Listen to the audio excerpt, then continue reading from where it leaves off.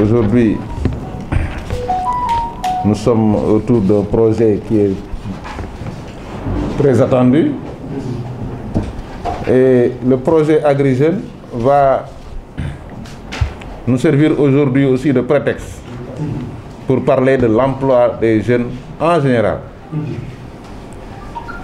Pourquoi il faut saluer l'avènement de ce projet qui, entre autres, servira de levier pour faciliter l'accès à l'emploi. Cet accès à l'emploi dans le département de Goudomp devra s'appuyer sur le potentiel existant. Et vous savez que notre département est un département à vocation agricole. Donc c'est heureux de constater que le projet met en avant les différentes filières, mais surtout l'aspect agricole et aussi l'aspect halieutique. Et Goudomp est bien doté dans ce domaine. Donc il s'agira donc de promouvoir ces emplois-là pour les jeunes, mais aussi, je vois que le projet aussi l'a intégré, la formation. Parce que nous n'avions pas dans le passé mis l'accent sur la formation des petits métiers. On ne voyait pas au Sénégal une école qui forme par exemple un ouvrier agricole. Même s'il y a des écoles qui forment des ingénieurs. Mais le maçon qui est dans le quartier ne sort d'aucune école. Et pourtant c'est un métier. Le soudeur qui travaille dans le champ ne sort d'aucune école. Pourtant c'est un métier. Donc ces petits métiers aussi ont besoin d'avoir des sites de formation pour améliorer un peu la compétence de ces jeunes, mais aussi pour que les jeunes aussi soient conscients que ces petits emplois également peuvent leur permettre de s'insérer. Mais au-delà de cela aussi, il s'agira d'en faire de vrais entrepreneurs. Parce que l'agriculture est un secteur qui doit porter notre économie. Et c'est un secteur à potentialité importante d'emploi. Ce que ces secteurs-là peuvent engager en termes d'emploi, aucun secteur ne peut le faire. Nous pouvons créer des milliers d'emplois. Donc nous pouvons régler définitivement le chômage des jeunes si nous sommes conscients de nos potentialités. Et aucun projet dans ce domaine ne réussira s'il ne s'appuie sur les potentialités existantes, sur les réalités locales. Il ne s'agit plus de faire des conceptions qui sont loin de nos réalités et de venir les imposer aux populations qui ont d'autres préoccupations. Mais il s'agira de partir des préoccupations de ces populations-là. Quelqu'un qui est là, qui va chaque jour dans son champ, si vous voulez l'aider, il faut l'aider à améliorer son champ. Mais si vous voulez le transformer en boulanger, vous lui créez des problèmes. Donc, il faut que les gens soient appuyés, soient accompagnés dans leur cadre de vie, dans leur milieu d'activité, pour leur permettre de progresser et de faire des performances. Je crois que ça aussi, c'est important et ça colle parfaitement aux attentes que nous avons sur ce projet, qui, je l'espère, trouvera un terrain favorable dans le département de Goudomp. Et sur ce, je souhaite plein succès à nos travaux et déclare ouvert cet atelier d'information sur le projet d'appui à l'insertion des jeunes ruraux. Je vous remercie. Présentation. Donc nous allons démarrer par la présentation du projet Agri Jeunes. Le projet Agri Jeunes, c'est le projet d'appui à l'insertion des jeunes ruraux agripreneurs. Donc c'est un projet qui est financé par le Fonds international de développement agricole et le FIDA intervient pour la première fois ici en Casamance. Dans les réseaux de Sédhiou et de Ziguinchor. Auparavant, il intervenait surtout dans la zone de Kolda, où il avait financé le FADAER. c'est ici pour la première fois qu'ils interviennent en basse et moyenne Casamance. La tutelle technique du projet est assurée par le ministère de l'Agriculture et de l'Équipement rural. Et la tutelle financière est assurée par le ministère des Finances et du Budget. Le projet a une durée de 6 ans. Nous avons démarré presque en septembre 2020 avec un léger décalage qui a été dû à la pandémie, à Covid-19, qui a retardé un peu le démarrage effectif du projet. Et nous allons clôturer, Inch'Allah, le projet en mars 2026. Le projet intervient dans 8 régions administratives. Donc c'est 4 zones écogéographiques, 25 départements, 326 communes, et ce qui couvre maintenant une superficie de 38, ce qui fait une superficie donc de 38,2% du territoire national. 57% donc de la population active. Les 4 zones bassins arachidiers, nous sommes ici au niveau de la basse et moyenne Casamance, qui couvre les zones de concentration, nord-basse Casamance vers la zone de Bignona, nord-moyenne Casamance, la zone de Sédhiou et alentour, et un peu sud de Casamance qui couvre les zones de Oussouye et de Niassia, Balantakunda. Ça, ce sont les potentiels agro-silvopastoraux sur lesquels le projet va intervenir. Le projet intervient dans 4 domaines, vraiment principaux. C'est l'agriculture au sens large, donc tout ce qui est activité agricole, activité de transformation, activité de commercialisation des productions agricoles. Donc c'est l'agriculture vraiment au sens de l'économie rurale. Il y a aussi les activités de la pêche, pisciculture et tout ce qui est aquaculture. Il y a les activités vraiment liées au secteur pastoral, tout ce qui est élevage de petits ruminants, production de lait, et aussi aviculture, porciculture, embouche, entre autres. Maintenant, le 4e domaine d'activité, c'est la valorisation des produits forestiers non ligneux. Comment faire pour que nos productions, nous sommes dans une zone, comme le disait tantôt le préfet, une zone riche, vraiment en termes de production, mais aussi en termes de potentialité. Donc tous les produits de cueillette que nous avons ici en Casamance, comment les valoriser et vraiment les mettre à la disposition de nos populations. Donc ça c'est un peu la présentation donc de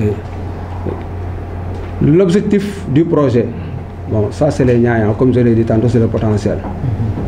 L'objectif du projet, de manière générale, son objectif de développement sur lequel vraiment il va être évalué, c'est de promouvoir l'inclusion socio-professionnelle des jeunes ruraux.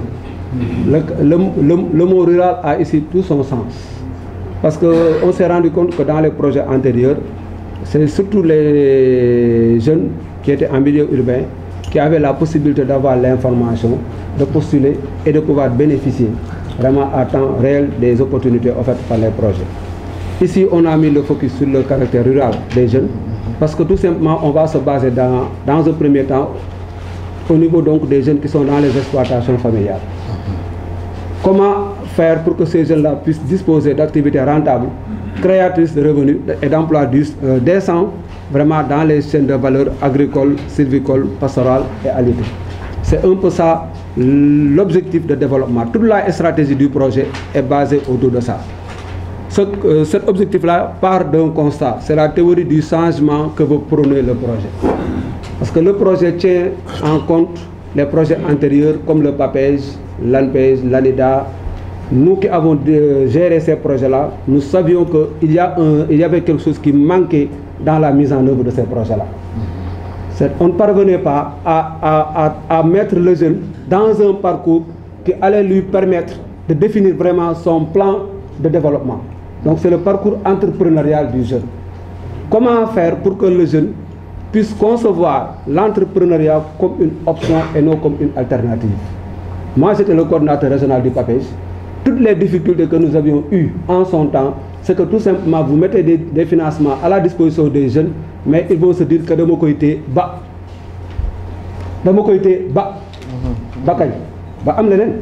donc ils n'en font pas une activité prioritaire. Bon, le financer, le temps vraiment de trouver autre chose après nous bailler l'autre. Maintenant, c'est comment faire pour vraiment arriver à ce que les jeunes puissent vraiment s'auto-employer, mais puissent aussi développer une réflexion qui sera capable de le mener à terme à être un entrepreneur agricole. Nous pensons aussi qu'il faut savoir des fois non seulement innover, mais il faut prendre des risques.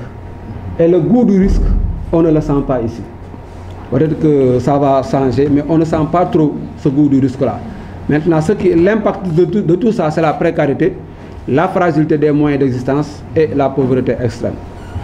Maintenant, notre intervention, on va le focaliser sur la formation professionnelle. Non seulement on va financer, mais avant de financer, on va capaciter. Je vais y venir tantôt. Nous allons développer ce qu'on appelle de l'incubation chez les jeunes. On s'est rendu compte qu'on faisait beaucoup de formations, mais les formations-là n'étaient pas très adaptées au parcours de l'entrepreneur. Maintenant, le jeune qu'on a identifié dans les manifestations d'intérêt, il y a une partie qui est réservée, quels sont les besoins en formation. Ces formations, on va les faire sur place. Contrairement à ce qui se faisait, où on amenait les jeunes d'un endroit à un autre, il y a des jeunes qui sont passés ici dans le département de Ziguinchor. Je pense qu'ils ont rencontré quelques acteurs dans la salle. On avait ciblé, nous avons fait le diagnostic des centres de formation. Nous avons aussi fait le diagnostic des tuteurs référents et des exploitations qui disposent d'une capacité et d'une technicité apte à accompagner les jeunes vraiment dans une qualification pratique. Ça, il y a des jeunes que nous avons pu recruter, ils ont fait ici des diagnostics et normalement le travail là actuellement, ils viennent de déposer ça à Kaolack pour traitement. Donc la formation professionnelle, on va le développer. On va aussi développer des partenariats stratégiques d'affaires dans les chaînes de valeur. Parce que qui dit produire, dit aussi vendre. Et ça aussi, c'était vraiment un maillon faible que nous avons pu déceler dans le cadre de la mise en œuvre de nos projets. On va beaucoup développer des partenariats d'affaires. Mettre en place non seulement des magasins, des dispositifs endogènes de commercialisation, des centres de stockage, mais aussi développer les filières. Le projet est en train de contractualiser avec le FNDASP pour vraiment structurer les filières de production. Et c'est cette structuration-là qui va nous permettre après d'avoir vraiment de la matière pour transformer. Parce que si on veut transformer, surtout dans le Balantakunda, où nous envisageons de mettre en place des unités primaires de décortiquage, nous voulons les installer au minimum dans chaque commune. Non seulement ça va éviter le bradage de nos récoltes, parce que ce que nous faisons actuellement là, c'est une économie de traite. On exporte nos matières premières. Et qui exporte ces matières premières, exporte ses emplois. Nous avons l'ambition, dans le cadre de ce projet-là et avec les acteurs, l'agropole et surtout le shelter international, de mettre en place des unités primaires de décortiquage. Au minimum, dans un premier temps, nous, on va le faire dans chaque commune. Ça permettra non seulement aux jeunes qui s'activent dans cette filière-là d'avoir des débouchés commerciaux, mais ça évitera aussi que les prix d'achat ne nous soient imposés par des étrangers. Nous sommes dans le Balatokunda, nous nous sommes rendus compte que les 5 dernières années-là, le prix n'a pas dépassé 500 francs, le prix de l'anacarde. Et ça, ce n'est bon pour personne. Maintenant, comment faire pour renverser cette tendance-là? En attendant que l'État n'en fasse vraiment quelque chose de prioritaire, c'est que nous, on va installer au moins à l'échelle de chaque commune, avec l'organe qui vient d'être mis en place, qui est l'organe de régulation du système de récépissé d'entrepôt, mettre en place des unités, accompagner maintenant des magasins de stockage. Et les producteurs, s'ils ont le choix entre stocker leurs produits contre le warrantage, ou bien aussi stocker leurs produits et vendre ça à l'Indien, ça, ce sera à lui de prendre ses responsabilités. Mais nous, on va au moins nous mettre en place ces unités-là pour au moins limiter la dépendance par rapport donc, aux Indiens. Les relations d'affaires avec les institutions financières, on va le faire dans le cadre de l'agripreneuriat, comme dans le cadre des jeunes en formation et insertion que nous allons accompagner. Renforcer aussi les capacités entrepreneuriales des jeunes. Et ça aura donc pour conséquence et pour effet direct, les jeunes maintenant vont exercer non seulement des activités économiques rémunératrices, qui vont les garantir des revenus décents dans les chaînes de valeur. Et les jeunes aussi vont acquérir des capacités nécessaires à la gestion durable de leurs activités. Ça, ce sont les deux composantes essentielles donc, du projet. Et donc, en définitive, on va atteindre l'objectif qui est assigné au projet, c'est l'inclusion socio-économique donc, des jeunes ruraux dans l'agriculture et aussi comment atteindre les perspectives au niveau donc, des objectifs de développement durable. Donc les objectifs 1, 2, 5, 8 et 13 qui sont relatifs au développement économique et social. Les principaux extrants, c'est-à-dire les finalités que nous attendons donc du projet, il y a 150 000 jeunes ruraux qui seront sensibilisés et orientés vers les dispositifs. Les 150 000 jeunes ruraux sont sensibilisés et orientés vers les dispositifs d'appui. Ça, c'est à l'échelle des 8 régions d'intervention du projet. Parmi ces 150 000 jeunes, 45 000, c'est-à-dire dont 50% de femmes, parce que ça aussi, ça fait partie des indicateurs du FIDA. Le FIDA est très à cheval sur la parité. C'est-à-dire là où il y a 50 jeunes hommes, il y a 50 jeunes filles. Donc eux, ils sont vraiment à cheval sur ça. Donc ces 45 000 sont insérés ou renforcés dans une activité rémunératrice et durable dans les filières agro-silvopastorales. 25 000 entreprises donc, agricoles donc, seront créées, viables, créées et ou renforcées. Et actuellement, nous, on va démarrer par le renforcement. Nous avons l'ambition, dans le cadre de ce projet-là, de développer et de réhabiliter les infrastructures qui avaient été mises en place ici par les projets antérieurs et qui n'ont pas bien fonctionné. Que ce soit avec l'ANIDA, que ce soit avec le PAPEJ, ou bien que ce soit aussi avec d'autres projets. Vraiment, tout ce qui est ferme agricole, tout ce qui est magasin de stockage et tout ce qui est infrastructure que les autres projets ont mis en place et qui n'ont pas bien fonctionné, nous avons l'ambition, on va demander après aux maires et aux partenaires de mise en œuvre de nous identifier ça. On a déjà commencé à Ziguinchor. Et dans cette première partie-là, cette année 2021-là, la première partie du financement, on va vraiment mettre l'accent sur ces infrastructures-là. Ça nous permettra non seulement sur une ferme de 5 hectares, vous pouvez insérer 20 jeunes, sur une ferme de 10 hectares, vous pouvez insérer 40 jeunes.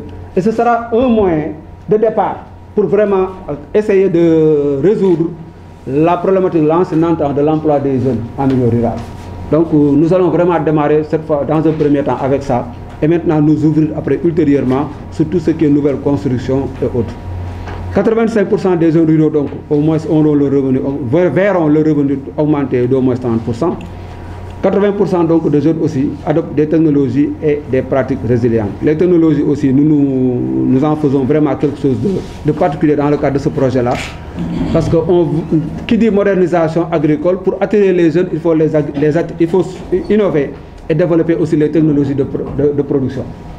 Parce que c'est une vieille demande, une requête qui vient vraiment lancinante, où les jeunes disent que bon, maintenant la révolution là, du Kadiandou, il faut faire ça. Et pour faire la révolution du Kadiandou, il faut y aller pas à pas, mais aussi développer des technologies pratiques qui rendent vraiment attrayant le milieu rural. Si on l'a, je pense que les jeunes vont retourner à la terre. Il y a aussi des centres de formation, au minimum au moins 8, qui vont être accompagnés et aussi leur programme économique pour faire de telle sorte que leur programme économique vraiment soit au bénéfice des jeunes entrepreneurs agricoles. Toujours dans les extrants, on va doter, le projet va doter de Capital 7. C'est un kit d'amorçage. C'est un fonds qui permettra aux jeunes vraiment de les appuyer, d'appuyer leur initiative économique, 30 000 jeunes en formation insertion, pour démarrer une activité en relation avec la formation qu'ils auront reçue. C'est ce que je disais tantôt, c'est les jeunes en formation insertion.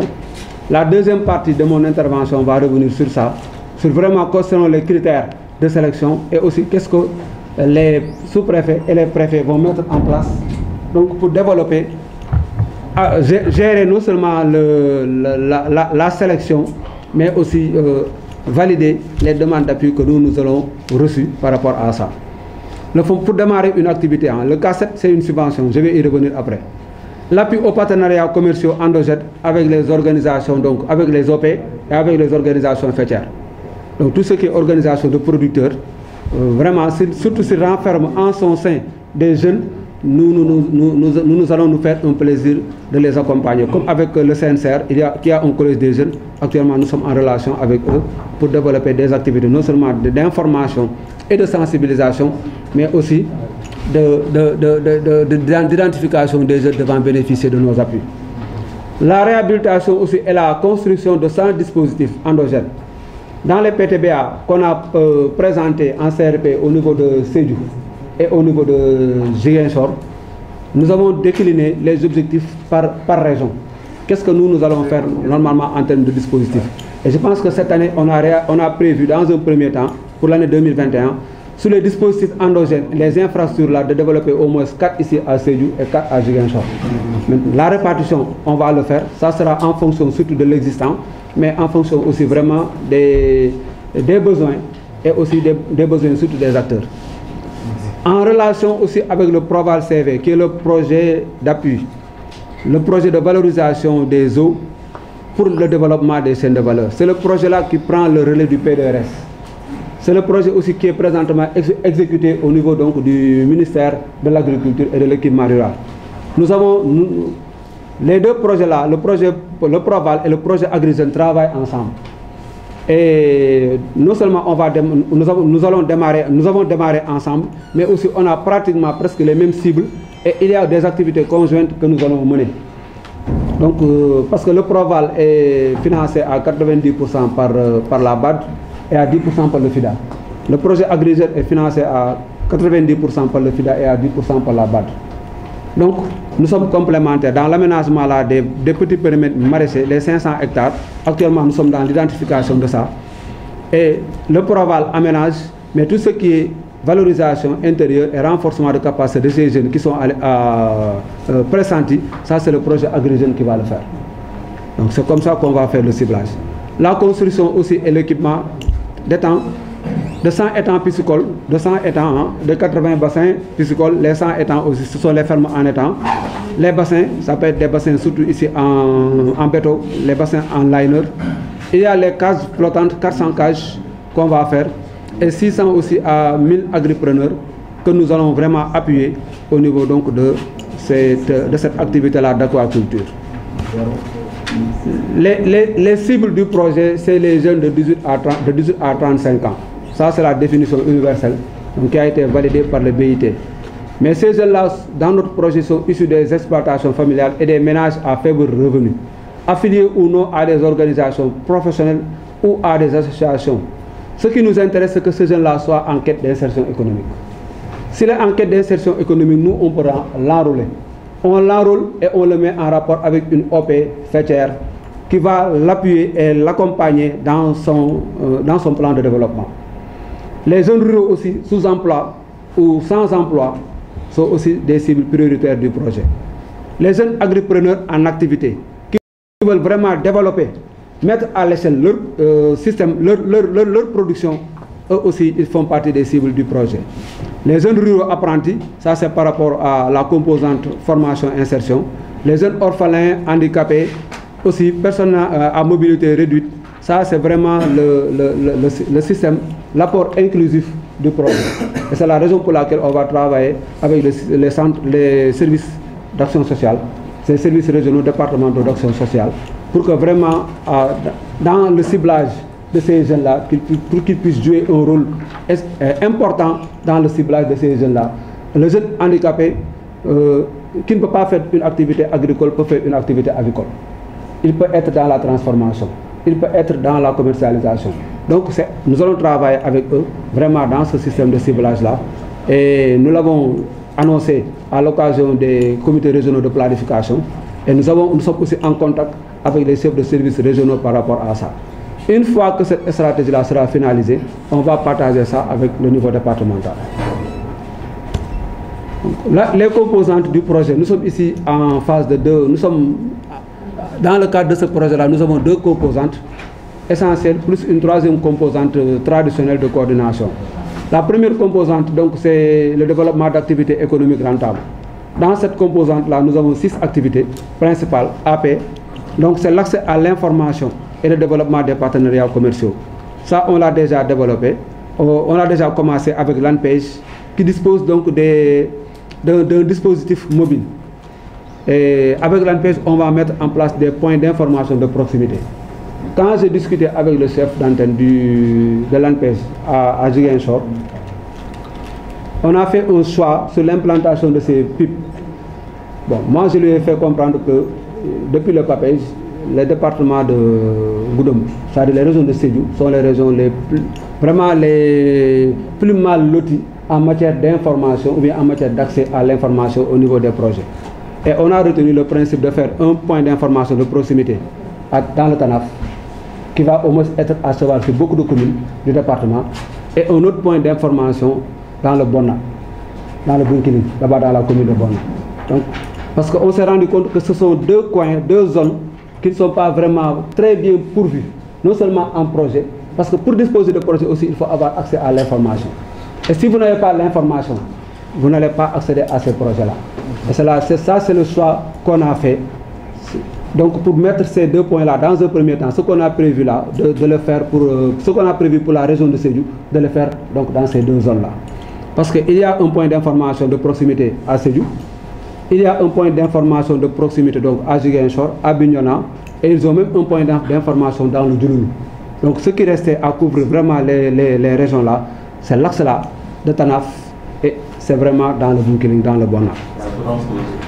À bout de point, et si on va travailler avec madame, avec le service régional de la jeunesse, qui est un point d'information permanent. Voilà. Donc l'autre activité, c'est l'accès au marché émergent. Donc on va vraiment favoriser le bio. Naturellement, tout ce qui se produit en Casamance est bio, mais il faut les labelliser. Et ce travail de labellisation-là, de promotion du bio, que ce soit pour l'anacarde, pour la mangue et pour nos autres productions, nous on va accompagner ça. Parce que le produit bio est mieux loti sur le marché international. Donc non seulement ça se vend bien, mais aussi même en termes de commande. Donc nous sommes rendus compte que si le produit est bien labellisé, avec une bonne traçabilité, ça peut avoir un marché vraiment, le produit peut atteindre des marchés de niveau supérieur. La promotion donc du marché connecté et du marketing de masse, nous allons le faire. Donc nous nous sommes rendus compte que les jeunes sont dans WhatsApp, dans Facebook, les intrigues là, on va les utiliser. Donc même le projet a une page Facebook, nous avons aussi une page, nous avons un groupe WhatsApp, et même l'enrôlement là que nous sommes en train de faire, les fiches qu'on vous a distribuées, il y a des jeunes qui sont en train de s'enrôler, donc directement en ligne. Donc les fiches d'identification là, on l'a mis en ligne.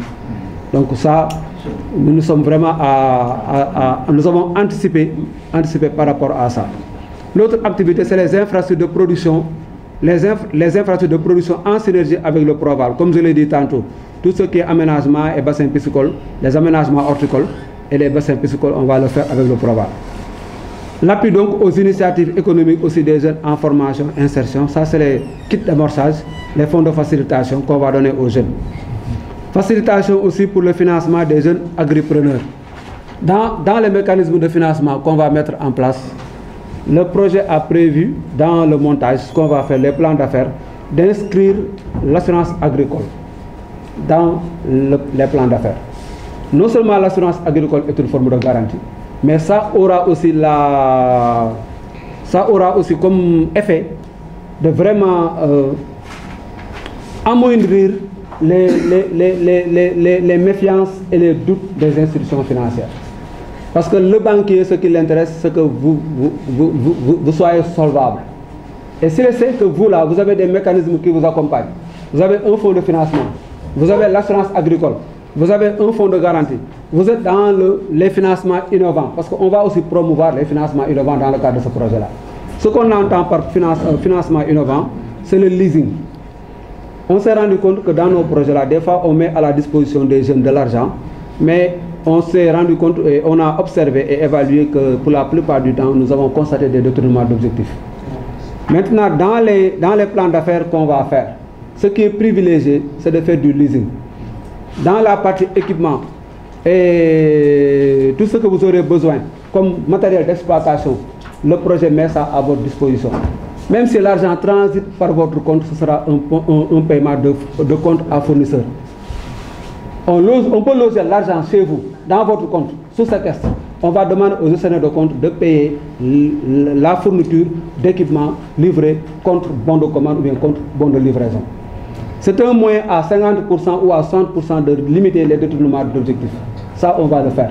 Il y a un consultant que nous avons commis qui va même éventuellement passer ici, rencontrer des acteurs qui sont dans ça pour voir avec eux vraiment comment développer ces mécanismes-là, ces mécanismes de financement innovants, lui, il va les développer avec les acteurs. La deuxième composante maintenant qui est le renforcement des capacités et la facilitation à l'insertion. Nous avons là-bas 5 activités.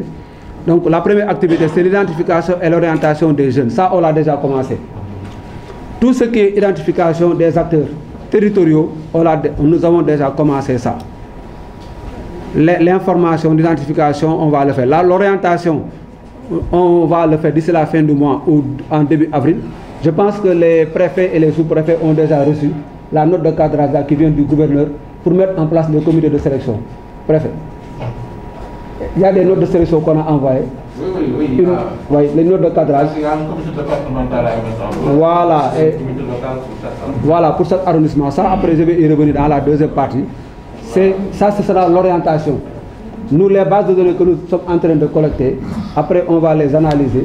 Et ensuite, après ça, on va vous les envoyer par département et par arrondissement. Et ça permettra de vérifier, après, de faire le contrôle qualité. Est-ce que le jeune de Boraya qui s'est inscrit dans cette base de données-là, sous la supervision du sous-préfet et du maire, est-ce que lui-même il est de Boraya? Ça nous permettra après d'élaguer ou bien de contrôler vraiment de manière qualitative les bases de données-là que nous avons.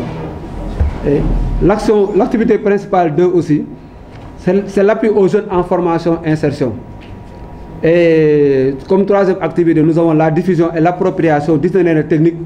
Ça, on va le faire avec l'ANCAR, mais aussi surtout avec le SDDR, le service départemental. Parce que c'est les directions régionales de développement rural qui sont les portes d'entrée de ce projet-ci au niveau du département et au niveau de l'arrondissement. Quand j'ai été à Oussy, nous avons été interpellés et pour nous dire où est-ce qu'on va déposer les demandes physiques au niveau du département. Je l'ai fait savoir que votre interlocuteur, c'est M. Massali, qui est à Oussy comme SDDR. Parce qu'eux, ils peuvent remonter l'information directement au niveau du régional.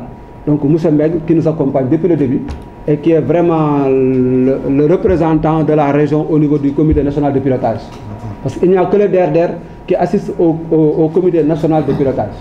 Donc, les autres services, ils sont soit dans le comité technique, soit au niveau donc des CRP au niveau régional.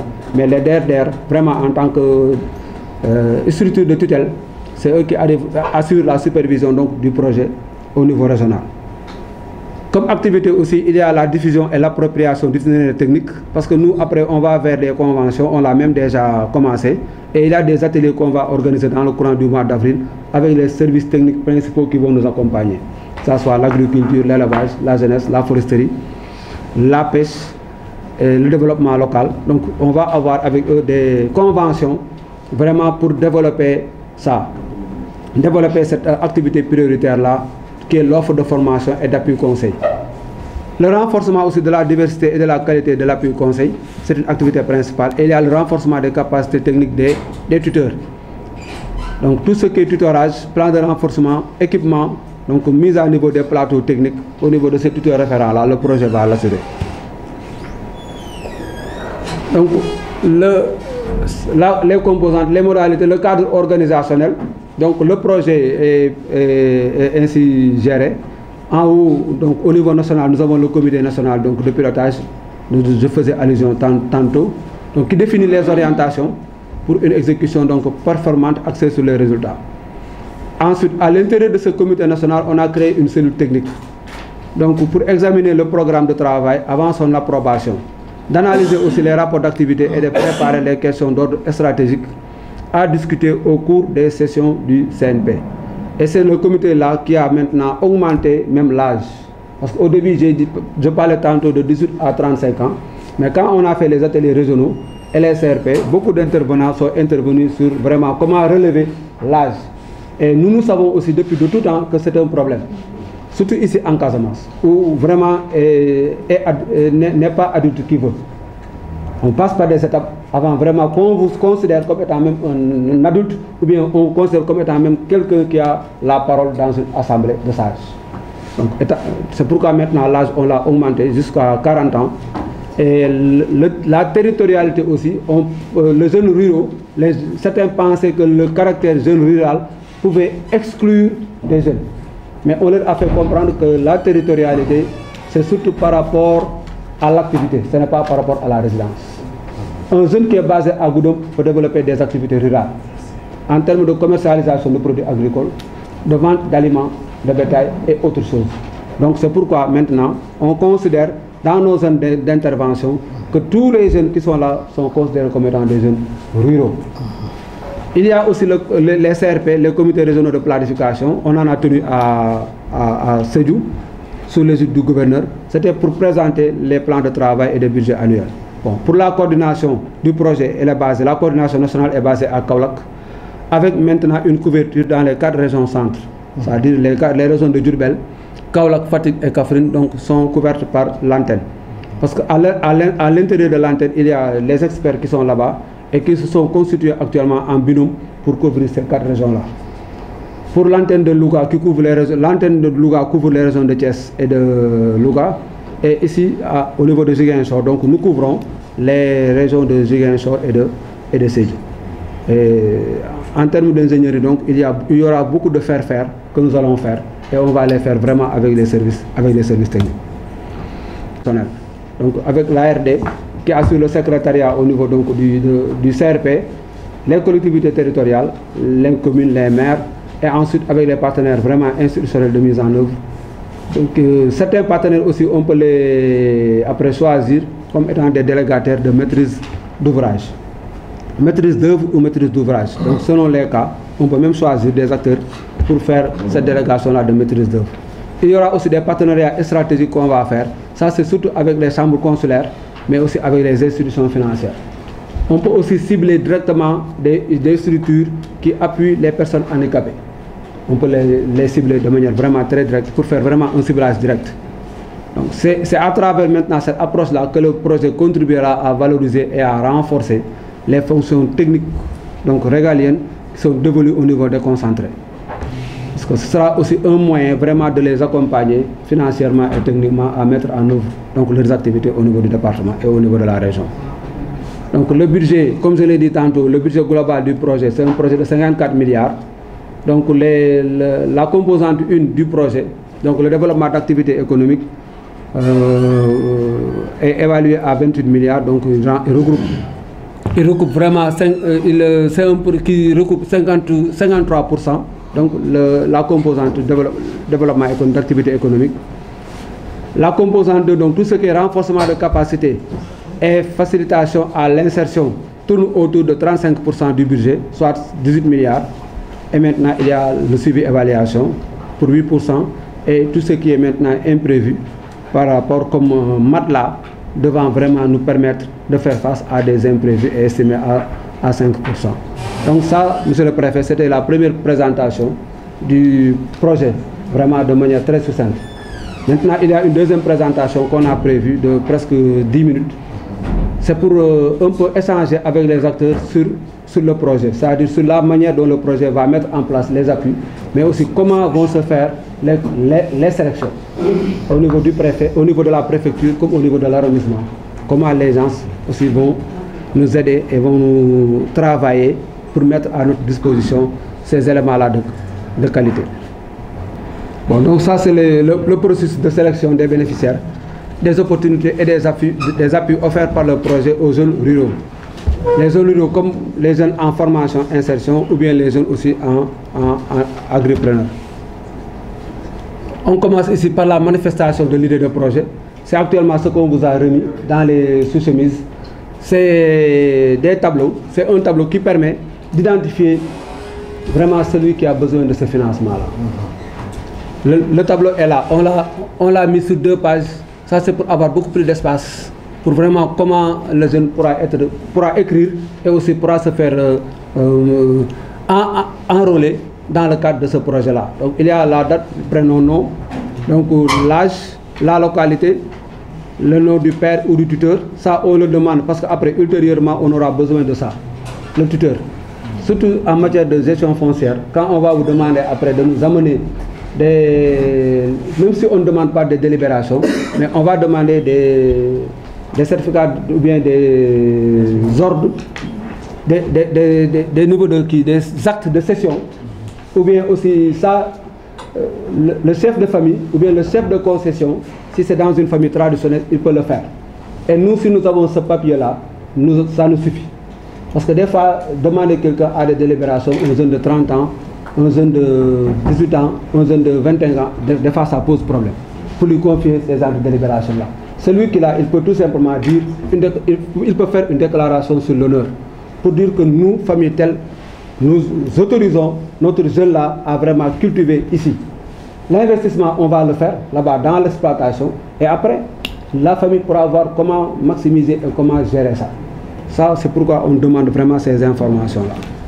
L'affiliation à des organisations professionnelles, si c'est le cas, si ce n'est pas le cas aussi, ce n'est pas grave parce que nous, après, on va les linker avec des opérateurs de marché. Bon, les compétences et les métiers, c'est par rapport aux besoins. Les idées de projet, qu'est-ce que vous voulez faire? Bon, quelles sont les initiatives que vous avez déjà prises dans le domaine? Si vous êtes déjà un agriculteur, est-ce que vous disposez déjà d'un champ? Dans ce champ-là, est-ce qu'il y a une clôture? Si oui, qui l'a mis? Est-ce que vous avez un point d'eau? Ça nous permettra après, nous, d'étudier et de voir avec vous qu'est-ce qu'on pourra vous fournir comme appui pour rendre opérationnelle vraiment cette exploitation-là.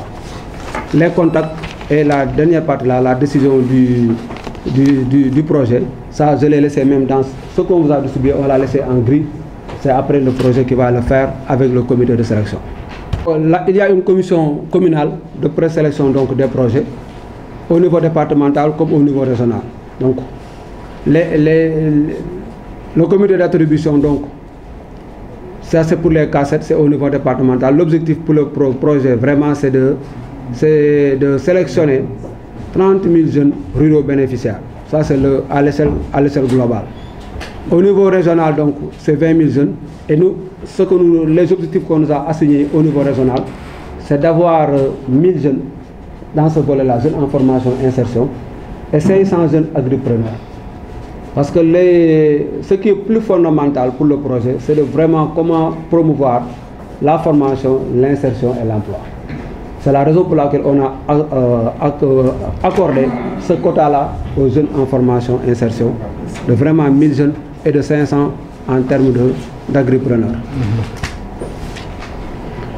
La commission communale aura presque une fonction essentielle, c'est la validation sociale et technique par une commission communale de présélection des fiches de projet. Donc, les fiches de projet mises à disposition, non seulement ces fiches de projet-là, ils seront à notre disposition, on va les traiter et ensuite on va les ramener au niveau des arrondissements et au niveau des préfets, au niveau des préfectures, des départements, pour que maintenant ces fiches-là puissent être validées en commission avec les principaux services techniques partenaires, donc pour statuer vraiment sur tout ce qui est faisabilité technique. La validation sociale, parce que aussi on va recruter un opérateur spécialisé pour accompagner ce processus-là. Parce que le projet ne pourra pas tout faire. Indépendamment des structures techniques qui sont nos partenaires, il y aura un opérateur qu'on va choisir dans la localité d'intervention. Parce que nous nous sommes rendus compte aussi que pour pouvoir accompagner un jeune, ou bien quelqu'un qui est dans un milieu, si vous ne maîtrisez pas la réalité culturelle de ce milieu-là, vous allez avoir des problèmes après pour l'accompagner. Les opérateurs spécialisés, donc on va les regrouper ici par ONG ou bien par groupement. Et c'est eux qui vont assurer tout ce qui est médiation sociale. Nous allons vraiment mettre le focus sur la médiation sociale. L'accompagnement familial, on va le faire. Le jeune qui veut une parcelle de terre, on ne va pas le laisser ex nihilo traiter avec le projet. L'opérateur va voir sa famille, discuter avec sa famille pour vraiment lui faciliter ce travail-là. Ça, on va le faire. L'opérateur spécialisé, il y a les termes de référence qui sont validés. Et nous voulons vraiment que parmi les acteurs que nous connaissons et qui interviennent vraiment dans cette zone-là, au moins que nous puissions choisir un acteur, vraiment un opérateur spécialisé qui aura une connaissance fine au moins de la sociologie locale. Il y a Kabon Ketor qui nous a approché dans ce sens, qui travaille dans le Balantokola depuis un bon bout de temps, mais aussi il y a d'autres structures qui sont là et qu'on va essayer vraiment de mettre à l'échelle pour porter ce travail-là d'accompagnement au niveau du département. Le second niveau procède à la sélection définitive des projets. Et ce comité-là est présidé donc, par le préfet, comme je l'ai dit tantôt, et c'est surtout pour valider les jeunes qui auront vraiment la prétention de pouvoir bénéficier des kits d'amorçage. Les critères, on les a déjà partagés dans la note de cadrage qu'on vous a envoyé. Mais le document là aussi, le moment opportun, puisqu'on va faire des ateliers, on va les partager avec vraiment tout ce qui est acteur.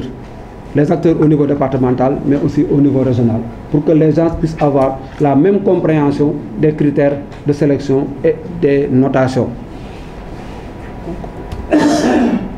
La commission communale de présélection donc, est présidée, comme je l'ai dit, par le sous-préfet. Donc c'est le maire qui assure la vice-présidence. Et le partenaire, nous en tant que projet, nous pouvons être représentés à ce titre-là par l'ANCAR, l'ANPEJ, le SDDR ou bien l'opérateur spécialisé qui assure le secrétariat. Parce que des fois, on peut ne pas être là à l'échelle vraiment arrondissement, mais c'est avec nos partenaires-là, vraiment avec lesquels on va travailler dans ce cadre-là précis. Les membres sont là, donc le comité départemental, ceux qui sont en rouge, ce sont les membres vraiment dont leur présence est obligatoire.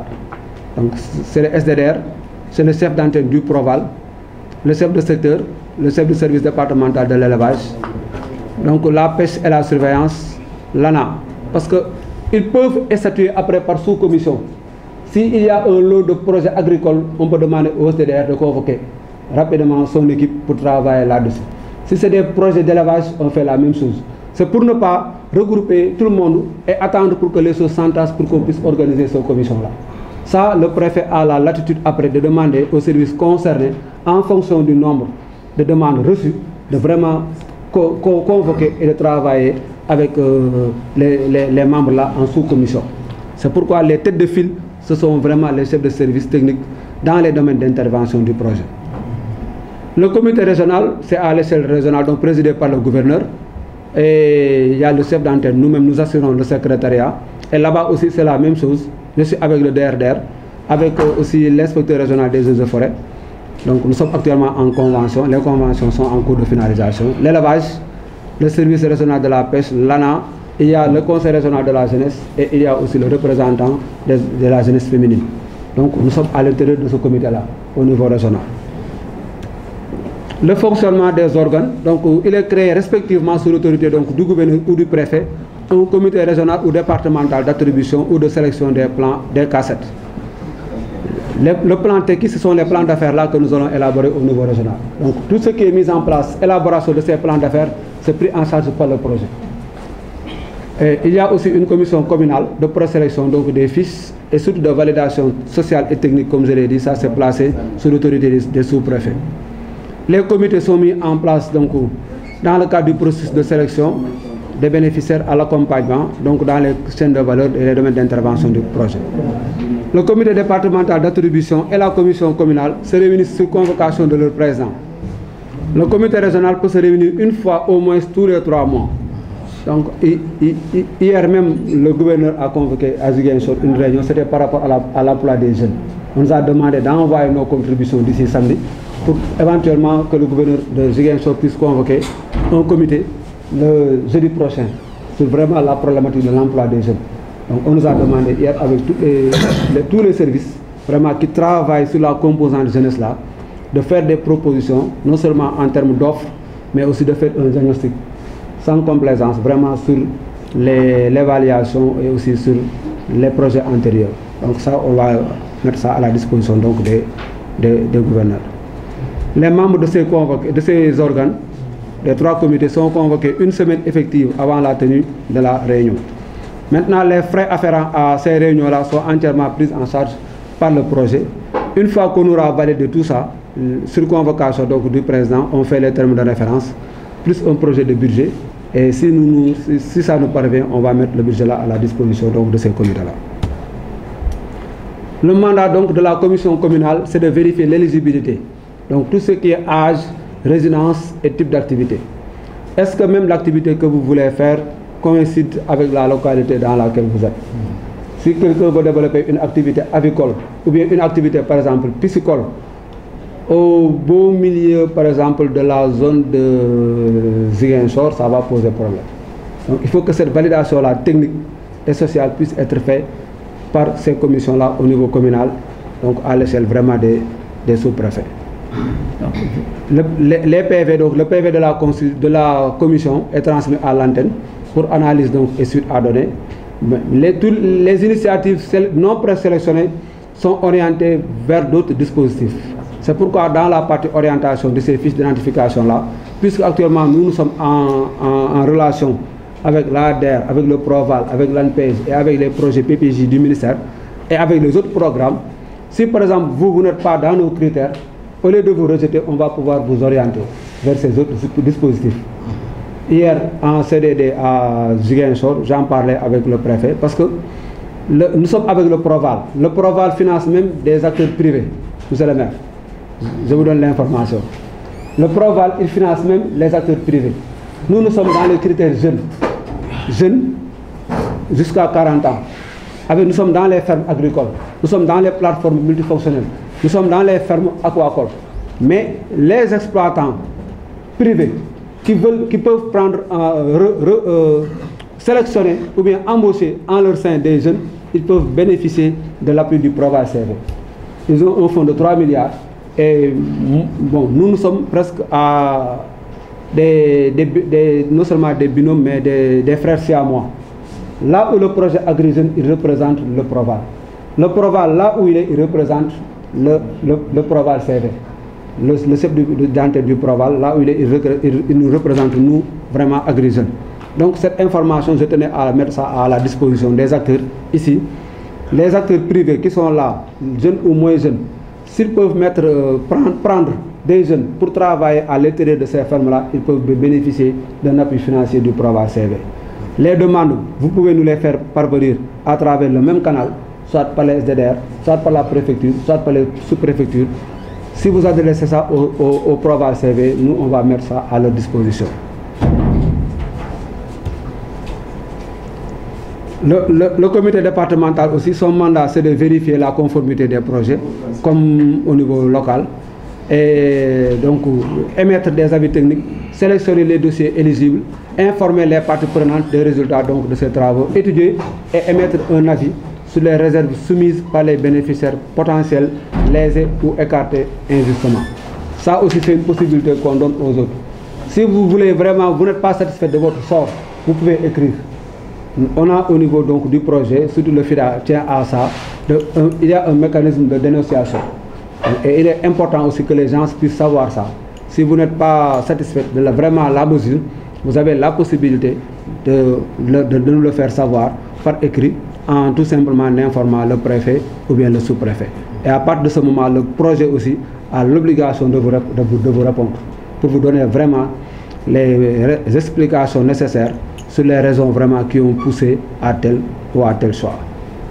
Le secrétariat du comité d'attribution est assuré par le représentant du partenaire ou le représentant de AgriJeunes ou bien du partenaire stratégique. Ça peut être l'ANPEJ, comme je l'ai dit tantôt, ou bien l'ANCAR, ou bien le SDDR, qui auront force vraiment de caractère pour nous représenter à chaque fois que de besoin au niveau donc de ces comités-là. Donc, le comité régional, comme je l'ai dit, hein, c'est assuré c'est supervisé donc par le gouverneur de région. Et la présence donc est assurée et le secrétaire est assuré par le projet AgriJeunes. Et c'est la même chose aussi que pour les autres comités, c'est de réceptionner, transmettre et éventuellement arbitrer par rapport au choix. Donc ça, ce sont les dossiers de candidature plus les critères de sélection.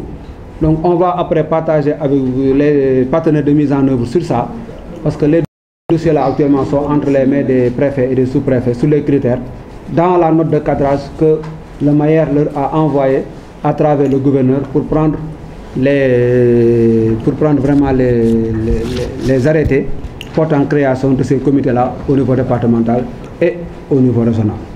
Donc dans le dossier, ce qu'on demande, c'est le plan d'affaires. C'est pour le jeune en formation insertion. C'est tout simplement la manifestation d'intérêt là, la photocopie légalisée de ces pièces d'identité. Le reste de commerce et le NINEA ne sont pas obligatoires. Parce que des fois aussi, nous nous sommes rendus compte avec nos projets-là que c'était une limite. On demande NINEA et risque de commerce à quelqu'un qui n'a même pas encore 100 000 francs. Et c'est la raison pour laquelle on l'a intégré cette fois-ci dans le plan d'affaires. Quand on va élaborer le plan d'affaires du promoteur ou bien du porteur de projet, on va intégrer le risque de commerce et le NINEA, on va l'intégrer dans les investissements incorporels du plan d'affaires. Et ce sera une manière, ce sera vraiment en faveur donc vraiment de ce jeune-là et aussi il aura moins de pression pour pouvoir déposer ou bien pour pouvoir solliciter un appui. Donc ça, on va l'intégrer dans le plan d'affaires. Il y a aussi un papier qu'on va demander, donc ce qui justifie la contrepartie donc, du promoteur. Ça peut être en nature ou bien en espèces, ça dépend. Mais c'est l'option nature qui va être privilégiée.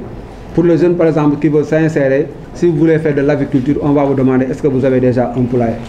Si vous avez un poulailler, oui. Si vous n'avez pas un poulailler, qu'est-ce que vous avez? Si vous avez un bâtiment, est-ce que vous avez des tôles? Ça, ce sera une forme de contrepartie que le projet va valoriser pour en faire vraiment une contrepartie en nature ou bien en espèces de ce promoteur-là.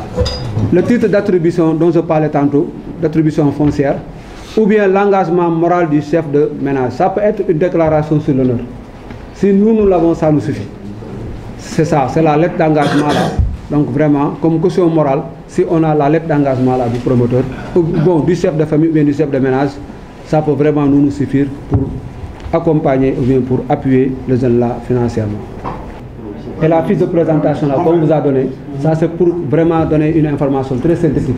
Mais le document même, avec ce que nous allons faire, je vais les envoyer au service technique. Si vous avez mis le mail dedans, il n'y a pas de problème, je vais vous envoyer ça d'ici le week-end, Inch'Allah. Merci beaucoup.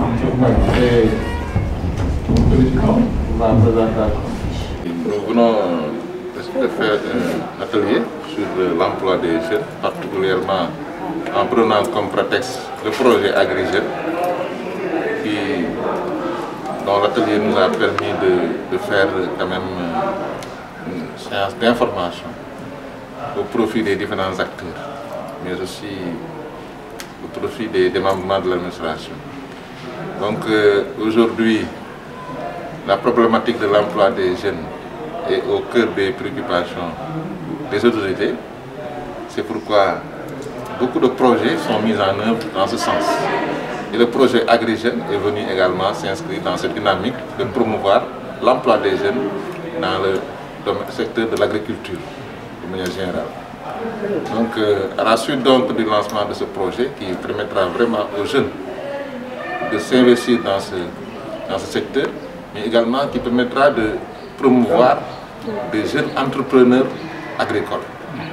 Et à l'issue, nous pourrons espérer développer de vraies entreprises agricoles au profit de ces jeunes qui deviendront eux-mêmes à leur tour des employeurs. Donc c'est un projet très pertinent qui entre, comme je l'ai dit, dans le cadre de la promotion de l'emploi des jeunes. L'emploi des jeunes qui est une vraie problématique. Aujourd'hui, cette problématique qui mérite vraiment toutes les attentions, mais mérite également qu'on revoie un peu tout ce qui se fait dans ce secteur, car nous sommes tous certains que les potentialités existent. Maintenant, mais ces potentialités, il faut les valoriser pour pouvoir les traduire en opportunités d'emploi. Donc voilà un peu l'objet de la rencontre qui nous a permis de faire la situation même de l'emploi au niveau du département de Goudomp. Oui, il faut dire que durant les différentes présentations, on a pu revisiter les contraintes liées à la mise en œuvre de certains projets, mais également les difficultés que nous avons notées par-ci et par-là. Mais et à la suite, beaucoup de recommandations ont été formulées, notamment solliciter beaucoup d'engagement au niveau des jeunes. Nous savons que les jeunes veulent accéder à l'emploi.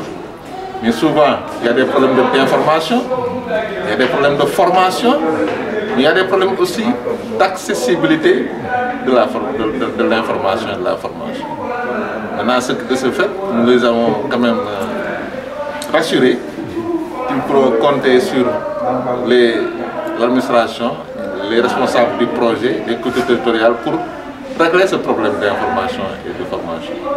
D'ailleurs, le projet Agri-Jeunes a bien pris en compte le volet formation, car il s'agira de former, mais une formation qui aura une approche d'incubation, qui permettra d'être beaucoup plus concret dans l'accompagnement des jeunes, afin de les rendre plus opérationnels au niveau des différents secteurs dans lesquels ils s'investissent.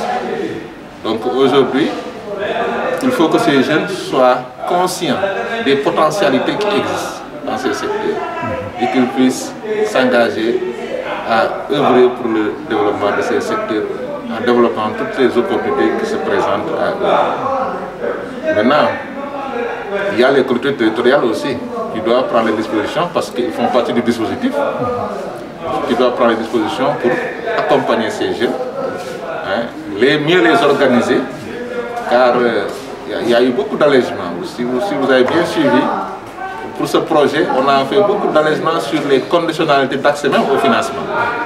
Et ça, c'est pour permettre à ces jeunes vraiment d'être mieux accompagnés dans la mise en œuvre de leur projet.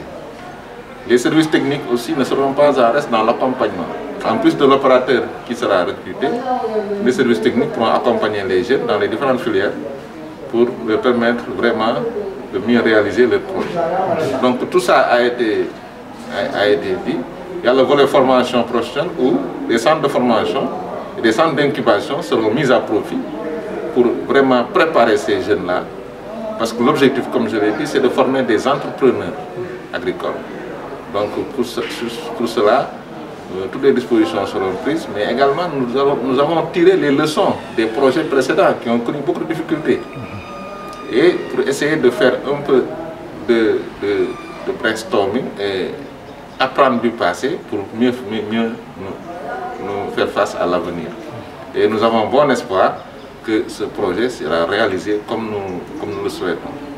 Et ensuite, l'autre recommandation, c'est par rapport au délai.